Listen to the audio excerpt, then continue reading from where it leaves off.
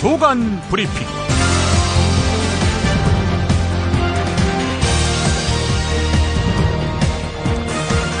2015년 12월 16일 수요일입니다.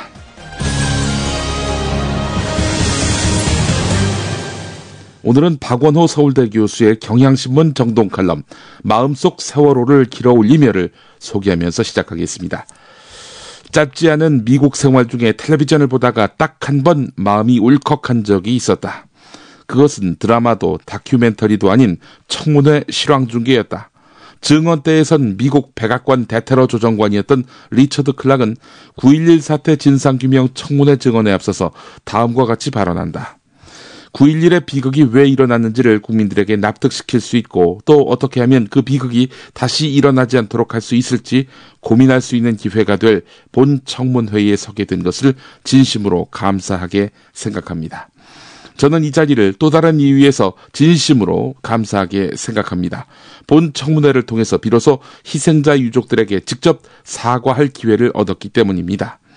청문회장에 계신 유족 여러분, 그리고 텔레비전을 통해서 시청하고 계신 여러분, 여러분의 정부는 맡은 소임을 다하지 못했습니다. 국민들을 보호할 소임을 다하지 못했고 저 또한 그 소임을 다하지 못했습니다. 최선을 다했습니다마는 실패했고 실패했기 때문에 최선을 다한 것은 아무 의미가 없습니다. 그리고 그 실패에 대해서 모든 사실들이 규명되는 과정에서 저는 여러분들의 이해와 용서를 구하고 싶습니다. 정부라는 거대한 괴물이 시민들에게 진심으로 용서를 빌 수 있다는 것은 명백한 반전이며 누가 누구에게 왜 사과하는지 이토록 간명하게 밝히는 진정성은 사뭇 감동적이다. 그런 의미에서 이 발언이 10년이 지난 오늘까지도 회자되고 어느 미국 드라마의 오프닝으로 쓰일 정도로 유명해진 것은 놀랍지 않다. 그러나 내가 정말 하고 싶은 이야기는 감동적인 사과에 대한 것이 아니라 우리의 공동체가 어떻게 위기에 맞서고 극복해야 할 것인가에 대한 근본적인 물음이다. 길게 인용한 증언이 9.11이 일어난 지 3년 뒤인 2004년에 있었던 사실을 상기한다면 세월호 참사라는 국가 실패에 대한 검토와 반성에 유효 기간이 있는 것은 아닐 것임은 자명하다. 여러 음모론을 믿지 않더라도 우리의 국가가 시민들의 생명을 지키고 구하는데 실패했다는 것은 움직일 수 없는 명백한 사실이며 그 실패의 원인과 책임 소재를 우리는 아직도 모르고 있다. 선장의 책임이라고 하는 것은 9.11 사건이 테러리스트들의 책임이라는 말과 다르지 않으며 그런 의미에서 앞에서 소개한 인용문의 핵심어는 실패나 사과가 아니라 납득일 것이다. 세월호 진상규명과 관련한 전망은 아프도록 비관적이다. 민의를 대비해 나는 웅장한 의회 건물이 아니라 시민단체인 YWCA에서 청문회를 시작하기도 전에 예산은 깎이고 몇몇 위원들은 참여를 거부했다고 한다. 언론은 외면하고 댓글들은 불평하며 소위 국회의원들은 내년 총선을 바라보며 지역구의 민생 돌보기에 여념이 없을 것이다. 그러나 우리는 이렇게 살아도 되는가? 우리는 슬픔과 공감과 분노를 그때 다 지불해버렸으며 마치 새로운 뉴스들이 이전 소식을 아래로 밀어내리는 타임라인처럼 마음의 바닥에 세월호가 가라앉도록 내버려 둔 듯하다. 그런 의미에서 세월호가 지금 침몰해 있는 곳은 겨울의 팽목항 앞바다가 아니라 그보다 깊고 차가운 우리 마음속 심연이 아닌가 생각한다. 가만히 있어도 슬픔에 모래처럼 씻겨나갈 유족들이 굳이 뭉쳐서 다시 부서지고 깨지는 것은 그리고 청문회장에 나와서 생사를 찢는 듯한 그 순간들을 다시 견디는 이유는 길을 잃은 한풀이가 아니라 너무도 단순하고 사소한 납득을 위해서다. 우리가 오늘 마음속에 세월호를 길어 올려야 할 이유 또한 이들과 슬픔과 분노를 나누기 위해서가 아니라 그것이 더 나은 공동체를 만들기 위한 최소한의 노력이기 때문이다. 성탄과 새 밑에 화려한 불빛이 너무도 어지럽다. 네, 이런 내용이었습니다. 세월호 진실규명, 이것은 우리가 인간이기를 확인하는 과정 아니겠습니까? 공지사항 하나 더 있습니다. 내일 낮 2시에는 제 박사학위 논문 지도 교수였고요. 저에게는 인문학, 아니 사람에 대한 눈을 뜨게 해주신 분, 정선태 국민대 교수의 공개 강좌가 지식라디오 공개홀에서 있습니다. 여러분을 초대합니다. 당연히 무료 입장이고요. 내일은 루쉰의 소설집 외침과 2015년 대한민국의 현실을 함께 공부하는 시간이 마련됩니다. 루쉰의 소설집 외침을 가져오셔도 좋고요. 그냥 오셔도 좋습니다. 지식라디오 공개홀은 서울 지하철 1호선과 7호선이 이어져 있는 가산 디지털 단지역 8번 출구와 이어진 건물 810호에 있습니다. 우림 라이온스밸리 A동 810호입니다. 낮 2시까지 많은 참여를 바라겠습니다. 반드시 알아야 할 뉴스로 이어가 보겠습니다.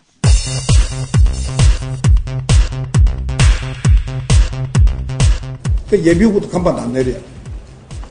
그게 내가 봐서는 입법 비상사태가 될 수가 있는 거예요. 그때는 내가 그 구획정에 대해서만은 의장이 뭔가 액션을 할 수가 있는 거예요. 정의화 국회의장의 말이었습니다. 이 말은 선거구 획정 문제에 관한 입장이었는데요. 그러나 정의화 국회의장은 또 다른 압박에 직면해 있습니다. 대통령 관심 법안의 통과를 위한 청와대 여당의 압박이 도를 넘고 있기 때문입니다. 새누리당 지도부에 이어서 현기환 청와대 정무수석이 직접 국회의장에게 법안의 직권상정을 요구했다고 합니다. 삼권분립 원칙은 깡그리 무시한 채 국가 비상사태니 무조건 법안을 통과시키라고 윽박지르는 청와대와 일부 친박 의원들의 행태. 과거 권위주의 정권 시절에도 보기 어려웠던 모습이죠. 친박의 횡포가 크게 달하고 있습니다. 마치 박정희 시절에 유정회를 보는 것 같습니다. 회사 돈 600억 횡령 혐의도 부인하시는 거죠? 수사에 성실히 임했습니다. 2년 전에 검찰에 출두할 당시 이재현 CJ그룹 회장의 발언이었습니다. 서울고등법원 형사 12부는 횡령과 배임, 조세 포탈 등의 혐의로 기소된 이재현 CJ그룹 회장의 파기환송심에서 징역 2년 6개월, 벌금 252억 원을 선고했습니다. 대법원이 지난 9월 이재현 회장의 일본 부동산 매입과 관련해 배임액을 구체적으로 산정할 수 없기 때문에 특정경제범죄 가중처벌법을 적용하는 것이 무리라면서 원심 파기 판결을 내려가지고 서울고등법원에 내려보낼 때만 해도 집행유예형이 예상됐습니다. 그러나 재판부는 대기업 총수로서 자신의 개인재산 증식을 목적으로 거액의 조세 포탈과 회사 자금 횡령, 배임 등을 저질러서 회사에 손해를 가해서 죄책이 무겁다. 이렇게 실형 선고 이유를 밝혔습니다. 법의 정의인지 아니면 이재현을 싫어하는 어떤 자본 권력의 힘이 작용한 것인지 분간하기가 힘듭니다. 제가 탈당을 하는 것에 대해서 고민을 하거나 한 적은 전혀 없습니다. 알겠습니다. 안철수 의원의 측근으로 통하는 송호창 새정치민주연합 의원의 말이었습니다. 탈당 러시가 이루어질 것이라는 안철수 의원의 또 다른 측근인 문병호 의원의 예측이 상당히 많이 빗나가는 분위기입니다. 대부분의 비주류 의원들 관망세로 돌아섰기 때문입니다. 비주류 의원들이 주축인 구당 모임도 문재인 대표의 사퇴와 비대위 구성을 촉구하는 정도인데요. 김한길 의원 등 안철수 의원 탈당 이후 후속 탈당의 키를 쥐고 있는 중량감 있는 인사들도 신중한 반응을 보이고 있습니다. 당내 중도파 모임이죠. 통합행동을 주도하고 있는 박영선 의원 역시 마찬가지입니다. 탈당을 했으면 진작에 했었을 사람들 아닌가요?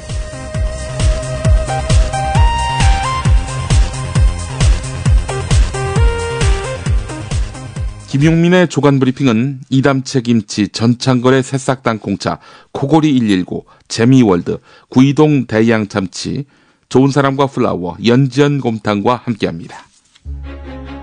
직접 담가 먹는 김치가 사 먹는 김치와 다른 이유 잘 아시죠? 내 눈으로, 내 손으로 골라야죠. 우리 걸로요. 한 포기 한 포기 직접 손으로 소금을 뿌려 절이는 가장 깨끗한 손으로 정성과 진심을 담아 이 김치 쥐앗으로 못 써요. 나쁜 병균 틈타지 말아야 하니까. 건강을 위해 소금은 적당히, 그러나 맛깔나게. 내 가족이 먹을 김치니까. 가족이 먹는 김치를 하나 더 만든다는 심정으로 만든 김치, 이담채 김치. 입맛 까다로운 김어준 딴지일보 총수의 한마디. 제가 이 김치의 맛을 보증합니다. 정말 맛있어요, 이 김치는. 포털 사이트 검색창에 이담채를 입력하세요. 전화주문은 1544-4586,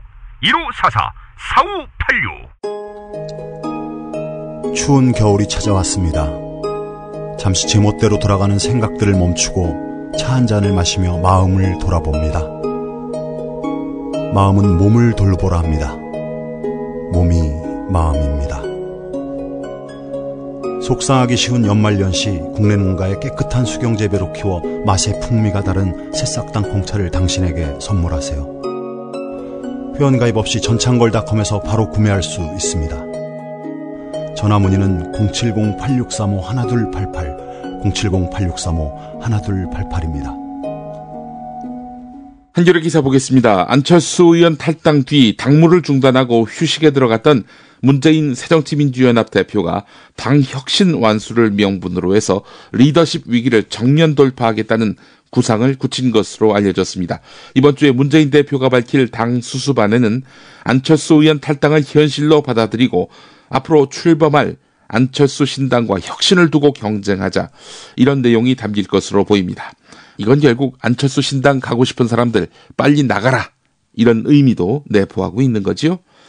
문재인 대표 쪽이 정면 돌파 쪽으로 가닥을 잡은 데에는 안철수 의원 탈당으로 문재인 사퇴론의 동력이 약화된 데다 안철수 의원이 세력 규합에 신중한 모습을 보이면서 비주류 의원들의 추가 탈당도 쉽지 않겠다는 판단이 작용한 것으로 보입니다. 이참에 문재인 흔들기, 이것까지 다 잡겠다라는 뜻이죠. 당 일각에서는 문재인 대표가 탈당한 안철수 의원이 남기고 간 칼, 즉 안철수 혁신안을 쥐고 안철수 신당과의 혁신 경쟁을 명분으로 혁신 드라이브에 나설 것이라는 관측이 나옵니다. 행여라도 퇴출 대상, 정리 대상, 새정치민주연합 내 비주류 의원들이 안철수 신당에 가면은 이것 봐, 안철수 잣대로 보자면은 내쫓아야 될 사람들, 그런 사람들을 품고 있어? 당신이 혁신 이야기를 했는데 그 혁신이 허구 아니야? 이런 식으로 문재인 대표 쪽이 안철수 대표를 압박할 가능성이 있다는 것이죠. 물론 한겨레 기사를 보면은 당대표가 책임지는 모습을 보여야 한다는 새정치민주연합 내의 중간지대 의원들의 의견도 한겨레는 전하고 있습니다. 안철수가 남기고 간 칼. 네, 이거는 비단 혁신안뿐만이 아니라 사람도 내포하고 있는 것 같습니다. 조선일보 기사를 보면 그런 느낌이 듭니다. 문재인 대표가 최고위원회의에서 안철수 의원의 탈당 이후 당 수습 방향에 대한 입장을 밝힐 예정입니다. 오늘요. 문재인 대표는 새로운 인재 영입을 강조하면서 이른 시일 내에 영입 인물 발표도 추진할 예정인 것으로 알려졌는데, 조선일보와 접촉한 문재인 대표 측은 문재인 대표가 말한 것처럼 깜짝 놀랄 만한 인물도 있을 것이다, 이렇게 말했는데요. 안철수 의원의 측근이었던 A씨를 영입하는 역공도 논의하고 있다고 합니다. 친노당 이미지를 불식시키기 위해서 중도진영 인사와도 폭넓게 영입 논의를 하고 있는 것으로 알려졌습니다. A씨가 누구일까요? 그게 또 관심이네요. 중앙일보 단독 보도 보겠습니다. 새정치민주연합 문재인 대표의 핵심 측근인 최재성 의원이 내년 총선 불출마 선언을 할 것으로 보입니다. 중앙일보 보도에 따르면 안철수 의원의 탈당 이후 문재인 대표가 수습책을 마련 중인 가운데 주류 측 현역 의원이 불출마 의사를 밝히는 것은 처음인데요. 총무본부장, 옛날에는 이 직제가 사무총장이었거든요. 이 총무본부장을 맡고 있는 최재성 의원의 불출마는 문재인 대표의 당 수습책이면서 주류발 인적 쇄신의 신호탄이 될 전망입니다. 문재인 대표는 불법 정치자금 수수 혐의로 수감 중인 한명숙 전 국무총리에게 당적 정리를 요청하고 이호철 전 청와대 민정수석 등 측근들도 총선에 나가지 못하게 했습니다. 이번엔 한겨레 사설입니다. 노동5법과 서비스 산업발전 기본법, 테러 방지법 등을 국회 본회의에 직권 상정해달라는 새누리당 요구를 정의화 국회의장이 거부했지요. 한겨레는 너무나 당연한 처사다, 이렇게 평가했습니다. 현행 국회 선진화법에 따르면 국회의장은 천재지변, 전시, 사변 또는 이에 준하는 국가 비상사태, 아울러 각 교섭단체 대표가 합의하는 경우에만 직권상정을 할 수 있도록 되어 있습니다. 따라서 야당이 입법에 반대하는 상황을 국가 비상사태라고 우기면서 직권상정을 요청하는 것 자체가 말도 안 되는 억지라는 지적입니다. 한겨레는 또 정의화 국회의장이 연내에 협상이 타결되지 않으면 선거법만은 직권상정하겠다고 밝힌 데 대해서 청와대와 여당이 국회의원들 밥그릇 걸린 법만 먼저 통과시키느냐면서 결사 반대하는 것도 사리에 맞지 않는다. 헌법재판소 결정에 따라서 12월 31일까지 선거구 재획정을 하지 않으면 모든 국회의원의 선거구가 무효가 되는 사상 초유의 대혼란이 벌어진다. 이런 사태를 막기 위한 최후의 수단으로 국회의장이 직권상정을 언급한 것이다. 이를 피하려면 여야가 그전에 선거구 재획정을 담은 선거법을 타결하면 된다. 그런 노력은 하지 않고 오로지 입법부 수장의 말꼬리를 잡아서 공격하는 것이 정부 여당의 온당한 처사인지 한심스럽다. 한겨레가 사설을 통해서 이렇게 질타했습니다.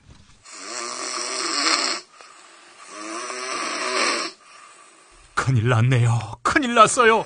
다른 사람에게 폐 끼치는 건 둘째치고 본인의 수면 건강이 무엇보다 걱정됩니다. 한 방을 써야 하는 부부와 연인, 군입대나 기숙사 입사를 앞둔 청년, 코수술, 비싼 양압기 구입, 이젠 안 하셔도 됩니다. 간편하고도 반영구적인 코골이 방지기구 24,000원이면 됩니다.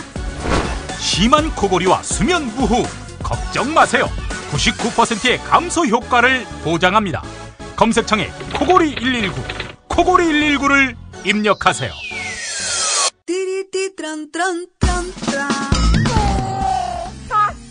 스마트폰, 물통, 무료지, 아이패드, 패스트푸드 음식. 승용차니 지저분해요. 이게 섞이지 않도록 몽땅 넣을 수 있는 멀티 포켓 어때요? 한 손으로 스마트폰 보면 팔이 아파요. 목에 거는 스마트폰 거치대 이거면 고민 끝. 우와, 아이디어 장렬.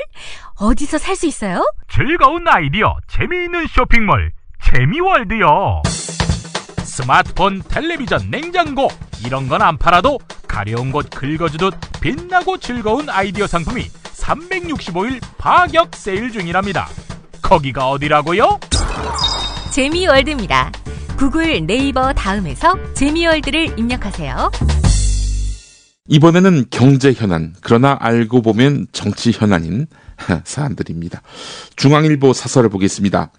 중국산의 안방 습격, 생존을 건 반격이 필요하다는 내용입니다. 짝퉁의 온상인 중국산이 한국인의 안방을 습격하고 있다는 중앙일보의 경고가 이 사설에 담겨 있는데요. 지난해 중국 휴대전화 시장에서 샤오미가 삼성전자를 추월했다는 소식은 신호탄에 불과했다. 이달 중에 샤오미 총판 계약을 따내기 위해서 국내 업체끼리 치열한 물밑 경쟁을 벌이고 있다고 하니 중국산이 우리 안방에 얼마나 깊숙이 진격했는지 알 수 있다. 문제는 내년부터 발효되는 한중 자유무역협정 FTA다. 어제 LG U+는 화웨이 스마트폰 Y6 시판에 나섰다. 출고가가 국내 스마트폰 가운데 가장 저렴한 15만 4천 원인데 지원금을 받으면 공짜 폰이다. 국내 서비스 센터까지 구축했다고 하니 아랫목까지 진출했다는 이야기다. 두 눈을 뜨고도 이런 지경이 된 것은 현실에 안주한 기업과 규제로 발목을 잡아온 정부의 합작품이다. 경쟁 당사자인 기업의 책임이 무겁다. 과거 미국, 일본 기업의 전철을 그대로 밟았다. 미국 기업은 1970년대에서 80년대 일본의 후발 기업들에게 반도체 산업의 주도권을 내주었다. 생존을 위해서 기술 공유와 공동 연구 개발에 나섰지만 너무 늦어서 손을 쓰지 못했다. 자동차도 비슷한 길을 걸었다. 1990년대 이후에는 일본이 조선, 반도체, 전기, 전자 분야에서 자만하다가 한국의 우위를 빼앗겼다. 한국 기업도 같은 처지에 빠졌다. 네, 여기까지는 객관적인 상황 묘사입니다. 자, 그런데 중앙일보가 진짜 하고 싶은 말은 뒤에 가서야 나옵니다. 정부는 이를 위해서 기업의 출자 제한, 업종 제한, 입지 제한을 확 철폐해야 한다. 이게 삼성의 이익을 그대로 대변하는 거지요. 마음껏 투자하고 마음껏 진출하게 해야 한다, 이런 주장인데요. 재벌 경제가 한국 경제 위기의 근원임을 전혀 인정하지 않는 사설인 것 같습니다. 한국 경제는 한겨울 이빨 빠지는 호랑이란 제목의 오늘자 조선일보 1면 머릿 기사도 주목됩니다. 한때 아시아의 호랑이로 불리면서 경제 성장의 기적을 이룬 한국에 대해서 최근 외신과 국내외 전문가들은 이빨 빠진 호랑이, 기적의 껍질이 벗겨진 한국 경제라는 우울한 진단을 내리고 있다라고 지적하면서 시작하는 이 기사인데, 현상 진단은 객관적입니다. 세계 경제, 이게 한국을 먹여 살려온 수출을 상당 기간 위축시킬 흐름으로 이어가고 있다는 것입니다. 인구 구조가 더 이상 경제의 플러스 요인으로 작용하지 않는다는 점 또한 그러하지요. 조선일보는 경제의 역동성이 뚝뚝 떨어지는데 이에 대한 자각, 이것이 없는 정치권의 위기 불감증이 한국 경제의 최대 리스크가 되고 있다면서, 가령 부실기업 구조조정의 근거 법률인 기업구조조정촉진법은 올해로 시한이 만료되는 한시법이고, 이 법이 연장되지 않으면 대규모 기업 구조조정은 법률적 근거를 상실하고 올스톱 될 수밖에 없다는 겁니다. 조선일보는 그러면서 민주주의의 기본 원리인 다수결을 막는 국회 선진화법을 고쳐야 한다는 주장을 남의 입을 빌려서 펼치고 있습니다. 그리고 사실상 쉬운 해고, 비정규직 양산을 허용하자는 주장 여과 없이 펼쳤습니다. 독일식 노동개혁이 그렇다는 건데, 독일은 충분한 사회 안전망, 즉 잘려도 굶을 걱정 안 하는 사회 아닙니까? 노동자가 경영에 참여할 수 있는 구조기도 하고요. 이런 것도 함께 실천하자고 주장해야 공정한 거 아닌가요? 조선일보 한번 말씀해 보시죠. 한겨레 기사입니다. 두산그룹 계열사인 두산인프라코어가 최근 사무직 직원들에 대해서 희망퇴직을 실시하면서 올해 입사한 신입사원들까지 구조조정 대상으로 내몰고 있는 것으로 확인됐습니다. 또 희망퇴직을 받는 과정에서 부서별로 퇴직시킬 인원을 할당하고 퇴직 대상자도 미리 정해놓는 등 사실상 퇴직을 압박하고 있다면서 직원들이 강하게 반발하고 있습니다. 고용노동부는 올해 8월 임금 피크제를 도입한 뒤 청년 신규 고용이 늘어난 기업 사례 가운데 하나로 두산인프라코어를 꼽은 바 있었습니다. 직장인을 위한 익명 게시판 앱인 블라인드에서는 부서별로 최소 40에서 70%까지 해고를 당하고 있다. 주로 사원, 대리급이 해고됐다. 어떤 조직은 통째로 사라지면서 약 70명 중에 15명 정도 살리는데 사원, 대리, 과장들이 다 잘려나간다.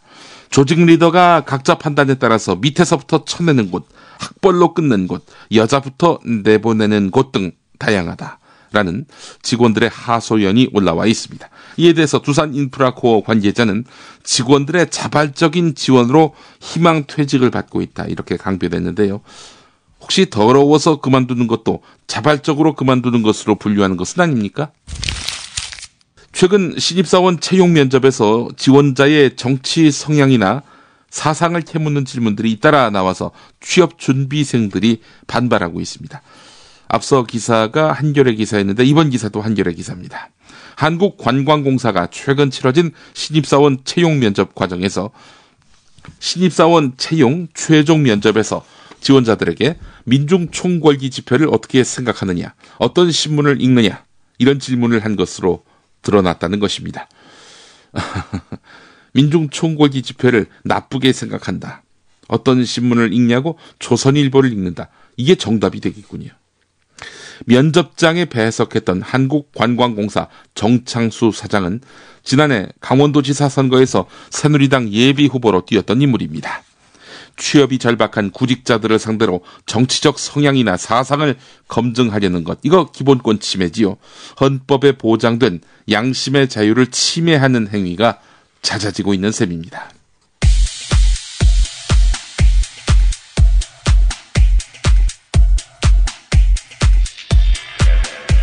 (12월 15일) JTBC 뉴스룸. 세월호 특조위 청문회 이틀째인 참사 당시 구조가 지연된 이유가 주요 안건이었습니다. 우리 특공대 출동했어? 이렇게 확인해 보신 적 있습니까? 당연히 한 걸로 알고 있기 때문에 기억이 나질 않습니다. 현재. 구조하려 출동하려던 헬기를 돌려 세운 사람이 누군지 확인해 보셨습니까? 그건 저 기억이 안 나고요. 6,000톤짜리 그게 그렇게 넘어가지 않을 텐데 이 통화는 누가 했는지 조사하셨어요? 그것도 잘 누군지 지금 뭐 한 번에 2명씩밖에 못 내려간다는 거 알고 있었죠? 아, 제가 알고 있죠. 네, 그렇게 보고 했냐고요.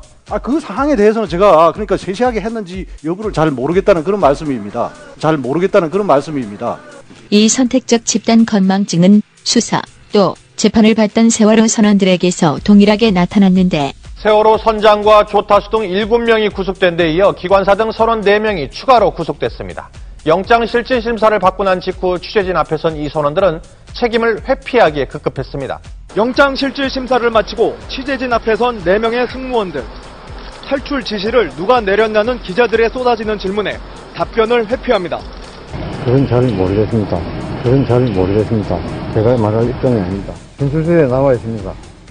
다른 선원들도 탈출 지시에 대해선 구체적으로 말을 하지 않습니다. 사고 당시에 구조하라는 지시가 있었나요? 피해자 상당수가 학생이고 규정을 어긴 화물 접재가 사고 원인이 된 점을 의식한 듯 모르쇠로 일관합니다. 4월 15일 날 11시 돼서 성선을 했습니다. 수행 여행자 학생이 실렸는가, 갑판 데크에 운수 화물이 얼마나 실렸는고 그것도 모르는 사실입니다. 그는 사실입니다. 그렇게 기억이 없을 정도로 오래된 일인가 싶은데 증인들에게만 세월이 그렇게 많이 흐른 걸까요? 꼭 그렇지만은 않은 것 같습니다. 왜냐하면 청와대와 관련된 부분에서는 목소리를 높이기도 했습니다. 책임 회피에 급급하던 증인들은 청와대의 영상 요구 등이 구조에 방해가 되지 않았느냐는 질문에 갑자기 목소리를 높입니다. 증인은 지금 그것 때문에 영향 안 받았다 지금 얘기하는 거 아닙니까? 저희가 구조하는 데는 전혀 지장을 받지 않았습니다. 이미 이얄팍한 인간들의 머리 위에 있는 4.16 가족협의회 유경군 집행위원장.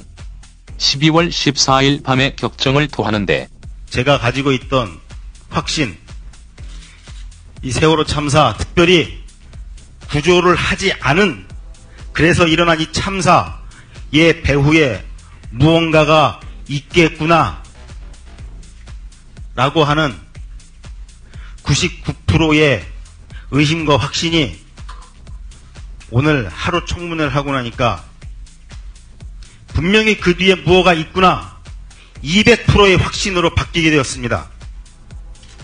이 점 오늘 나오신 해경 관련된 증인 여러분께 진심으로 감사드립니다. 분명히 그 뒤에 무언가가 있구나 하는 확신을 안겨준 여러분들께 진심으로 감사를 드립니다. 그 죗값을 어떻게 갚으려고 합니까? 묻겠습니다. 오늘 당신들이 이 자리에서 한 발언, 행동, 집에 가서 당신 자녀들에게 똑같이 할 수 있습니까? 떳떳하게 할 수 있습니까? 당신 자녀들 앞에서 오늘 이 아빠가 한 일이 이런 일이었다 그대로 이야기해 줄 수 있습니까?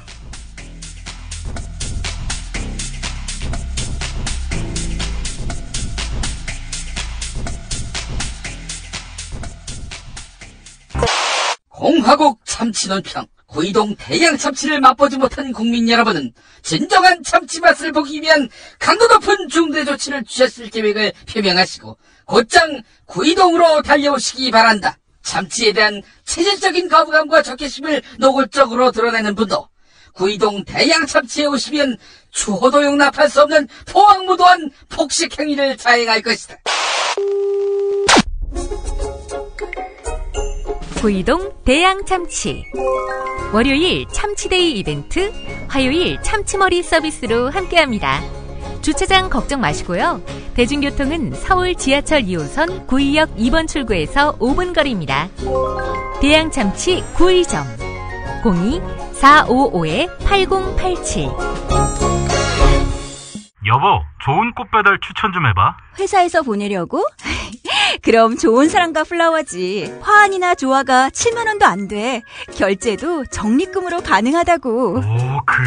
근데 화환이나 조화 말고 이벤트를 위한 건데. 그거 역시 좋은 사람과 플라워. 꽃하고 케이크하고 샴페인하고 다 해서 10만 원도 안 된다고. 가격도 중요하지만 빨리 배달해야 돼.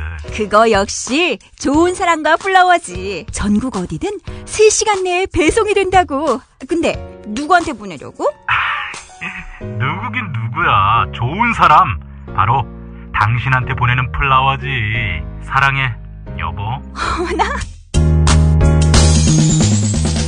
가격, 배송, 느낌까지 좋은 사랑과 플라워는 감동까지 실어 꽃을 배달합니다. 1566-0263 기억해두세요. 1566-0263 김용민이 전해드리는 조간 브리핑. 이른 아침 조간신문 핵심 기사를 훑어보는 시간, 김용민의 조간 브리핑. 월요일부터 토요일까지 매일 오전 7시대에 업데이트됩니다. 뉴스뿐 아니라 그 안에 숨은 맥락도 짚어드립니다. 이번엔 경향신문 기사입니다. 서울 강남구청 공무원들이 조직적으로 단 것으로 추정되는 서울시 비방, 강남구 칭송 인터넷 댓글에 73.8%가 평일 업무 시간에 작성된 것으로 나타났습니다.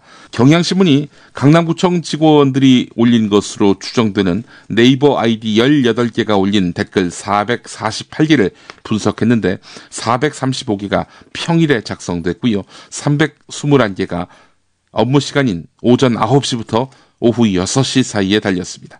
게다가 전체 댓글 448개 중에 396개, 그러니까 전체 댓글 448개 중 88.4%는 신현희 강남구청장이 강남특별자치구 발언으로 대중의 여론이 악화되기 시작한 10월부터 작성됐는데요.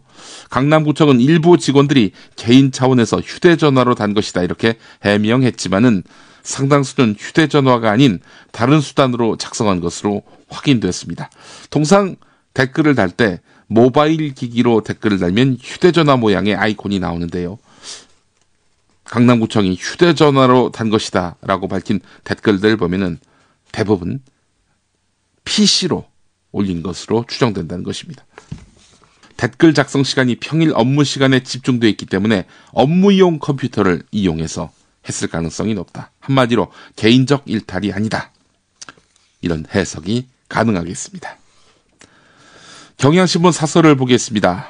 경향신문 사설이 최경환 채용비리 의혹의 핵심을 짚고 있는데요.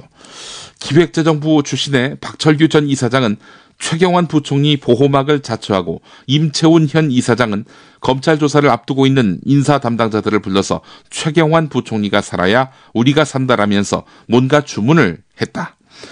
중소기업진흥공단이 조직적으로 범죄 은닉을 한다는 의심을 받을 만한 발언이었다. 중소기업진흥공단은 직원들 고충을 이해하고 위로하려는 차원이지 강요나 회유는 아니었다라고 해명했지만 변명에 불과하다. 중소기업진흥공단이 2013년 하반기 36명의 신입사원을 선발하면서 서류 전형 순위 2299등인 최경환 부총리의 의원실 전직 인턴 황모 씨를 최종 합격시킨 것은 정상적인 채용으로 보기 어렵다. 이미 감사원은 중소기업진흥공단이 서류 전형과 임원 면접에서 탈락한 황 씨를 최종 합격시키기 위해서 점수를 조작했고 이 과정에서 외압이 있었다고 발표했다. 감사원이 지난 7월 감사 결과 발표에서 최경환 부총리의 실명을 거론하지 않았을 뿐 그의 외압을 확인시켜준 것이다. 10월 국정감사에서 김범규 전 부이사장이 박철규 당시 이사장이 최경환 부총리를 만나고 온 후 2차 면접 결과가 뒤집혔다라고 폭로하면서 의혹은 명쾌해졌다. 당시 박철규 이사장으로부터 내가 결혼시킨 아이니까 그냥 합격시키라는 최경환 부총리의 말을 전해 들었다는 직원만 2명이다. 중소기업진흥공단이 지난해 11월 감사원 감사를 무마하기 위해서 최경환 부총리와의 면담을 시도하고 감사원 간부에게 청탁을 넣은 정황도 드러났다. 이쯤 되면 최경환 부총리는 도의적이든 사법적이든 책임을 져야 한다. 검찰로서는 당연히 최경환 부총리를 불러서 진상을 규명해야 한다. 누가 최경환 부총리의 이름을 팔았건 직접 외압을 행사했건 그것은 2차적인 문제다. 지금까지 드러난 사실만으로도 검찰이 최경환 부총리를 소환 조사해야 할 이유는 차고도 넘친다. 이런 내용의 사설이었습니다. 국민일보 단독 보도를 보겠습니다. 경찰대 출신인 중앙경찰학교 간부가 각종 사적인 일에 부하 직원을 동원한 사실이 드러났습니다. 이 간부는 일과 시간에 문상 가는 차량 운전, 개인 차량 주차와 보험 처리, 자택에 선반을 설치하고요. 토끼 사료 주는 일도 시켰다고 합니다. 이러면서 일부 직원에게는 휴가와 외출까지 쓰도록 했는데요. 아내의 출산으로 휴가 중인 직원을 출근시키기도 한 일도 있었습니다. 해마다 수천 명씩 신임 경찰을 길러내는 교육기관에서 벌어졌기 때문에 이걸 개인 비리로 치부하기는 어렵다는 비판이 나옵니다. 경찰 조직의 기강해이와 인권 불감증을 단적으로 보여주는 사례라 하겠습니다. 대통령이 험악한 말로 테러 방지법 제정을 압박하고 있죠. 우리나라가 테러를 방지하기 위해서 기본적인 법 체계조차 갖추지 못하고 있다는 것을 IS도 알아버렸다. 이런데도 천하태평으로 테러 방지법을 통과 안 시킬 수 있겠는가? 테러 방지법이 통과되지 못하면 테러에 대비한 국제 공조도 제대로 할 수 없고 다른 나라와 정보 교환도 할 수 없다라고 겁을 주고는 긴급 명령을 발동해서라도 법을 제정하겠다고 협박했죠. 과연 법이 없어서 테러를 방지 못할까? 참여연대가 반박 자료를 내놨습니다. 한마디로 말해서 테러 방지에 관한한 우리나라는 G20에 속한 어떤 나라보다도 강력한 기구와 제도를 운영하고 있다는 겁니다. 이런 내용입니다. G20 중에 우리나라처럼 온오프라인 모든 면에서 광범위하게 시민들의 사생활과 일거수일투족을 정부가 환히 들여다볼 수 있는 나라가 몇이나 있는가? G20 중에 어느 나라 검찰이 기소권, 수사권을 독점한 채 강력한 권한을 행사하고 있는가?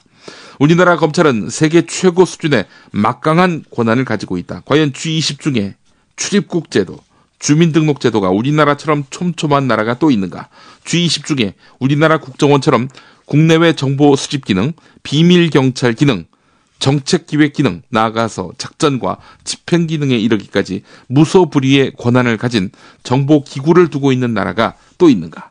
과연 G20 나라 중에 우리나라만큼 많은 수의 군대와 경찰을 두고 있는 나라가 몇이나 있을까? 심지어 치안 한류라는 이름으로 이를 해외에 자랑하기까지 한다. 이런 나라에서 정부와 정치권이 나서서 테러가 나면 네가 책임질래 라면서 공포 분위기를 조성하는 것이야말로 무책임한 것 아닌가 하는 지적입니다. 참여연대 자료가 아주 많습니다. 참고하시기 바라겠습니다. 독야한의 현장 GT. GT는 그룹 트레이닝입니다. GT는 가장 배우기 어려운 시세조사와 시세 분석, 현장 조사 훈련을 물건별로 직접 조사 후 보고서를 작성하고 분석하는 일련의 과정을 저에게 직접 배우는 경매 그룹과외입니다. 총 5회의 독특한 교육 프로그램을 이수함으로써 경매 실무에 한 걸음 더 가까워지실 수 있습니다. 하루 80분 이루어지는 학습이 아닌 오전부터 오후까지 거의 하루 종일 이루어지는 학습 방식입니다. 본 과정은 주거용 건물, 상업용 건물, 입찰 실습, 특수물건 조사 분석, 유치권 조사 협상 과정으로 총 5회로 진행됩니다. 지금 상담 받으세요. 02-888-5704 인터넷과 스마트폰에서 대한공경매사협회를 검색하세요. 6살 하늘이 밥을 잘 안 먹어요. 엄마, 나 이거 맛이 없어요. 그만 먹을래요. 엄마의 걱정은 점점 더해가는데요. 그런데 이때 택배입니다. 연지연 곰탕이 배달됐어요. 직접 도끼로 팬 장작불 위에 한우 사골과 도가니를 가마솥에 한가득 넣고 24시간 끓인 진구. 연지연 곰탕이 하늘이 입에 들어가는 순간 아, 맛있다. 엄마 한 그릇 더 주세요. 하늘이의 밥도둑 연지연 곰탕. 조미료 같은 첨가물이 전혀 들어가지 않아 엄마의 기쁨은 더하답니다. 연지연 곰탕은 강화군에서 김포시 방향으로 강화대교 건너자마자 있습니다. 포장 판매는 한 팩 800g에 7,000원, 7팩 이상 무료 배송합니다. 주문 전화는 010-7252-1114, 010-7252-1114.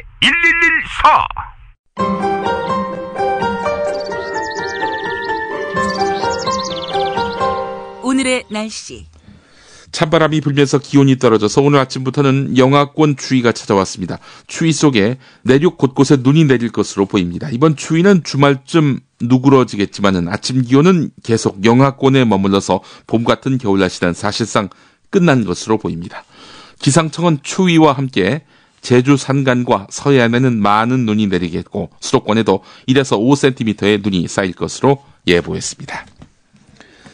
김용민의 조간 브리핑은 오늘 한국일보에 실린 강남순 미국 텍사스 크리스천대 브라이트 신학대학원 교수의 크리스마스 딜레마를 넘어서를 소개하면서 마무리하고자 합니다. 세계 인구의 30% 정도인 기독교인들의 명절인 크리스마스가 세계 보편적인 문화로 자리 잡게 된 배경에는 기독교가 세계에서 가장 강력한 정치, 경제, 문화적 권력을 지니고 있는 서구의 종교라는 사실과 무관하지 않다. 그런데 처음부터 기독교 전통 안에서 크리스마스가 지금과 같은 방식으로 지켜져 온 것은 아니다. 17세기부터 서구에서는 경제 활성화의 목적으로 서서히 기독교 절기들이 대중적 명절로 디자인되기 시작했다. 사람들의 소비를 종교적 절기와 연계시켜서 경제를 활성화하고자 하는 상업주의가 크리스마스의 대중화에 기여하게 된다. 기독교 절기와 상업주의의 만남을 통해서 크리스마스 딜레마가 시작됐다. 착한 아이에게만 선물을 준다는 산타클로스는 착하게 사는 것이 곧 물질적 보상을 받는 것이라는 가치를 아이들 속에 주입한다. 착한 것이란 곧 어른들의 말을 잘 듣는 것이라는 맹목적인 순종의 메커니즘이 물질적 선물을 통해서 각인된다. 비싼 선물을 주는 산타가 있는 부잣집 아이들은 그렇지 못한 가난한 집 아이들보다 더 착한 사람이다. 산타 신화는 부모의 경제적 역량에 따라서 형성되는 착함의 위계주의를 아이들의 의식 속에 자리 잡게 한다.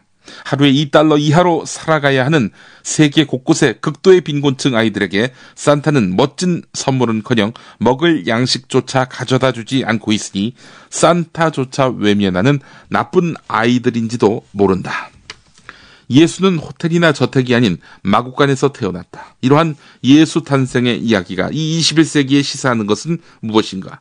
집 없는 노숙인으로서 삶을 살면서 모든 사람을 고귀한 인간으로 보는 우주적 연민의 시선을 지닌 예수는 소비 문화와 결탁한 상업주의적 크리스마스 속에 철저히 부재한다. 철저히 외면한다. 예수 탄생의 의미를 축하하는 크리스마스를 맞이하고 싶다면 예수처럼 이 세계의 그늘진 곳에 있는 이들이 누구인가 예민하게 살펴봐야 한다.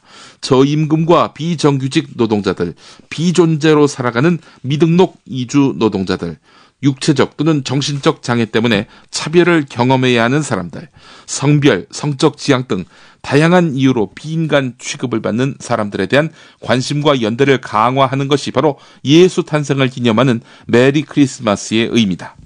크리스마스란 약자들과의 연대 그리고 더욱더 평등하고 정의로운 사회를 위한 실천적 열정을 새롭게 다지는 절기가 되어야 한다.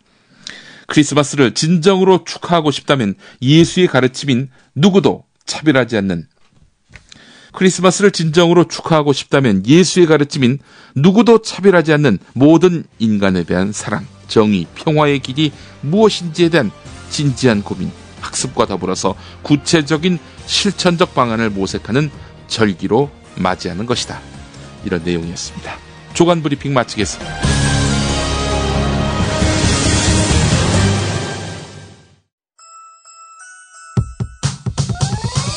이번 방송 괜찮았나요? 작별의 여운 이렇게 표시해주세요. 다운로드하기, 댓글 달기, 구독하기, 별점 주기. 더 좋은 방송 만들어달라는 약속 이렇게 응원해주세요. 다운로드하기, 댓글 달기, 구독하기, 별점 주기. 기억하셨죠? 다운로드하기, 댓글 달기, 구독하기, 별점 주기.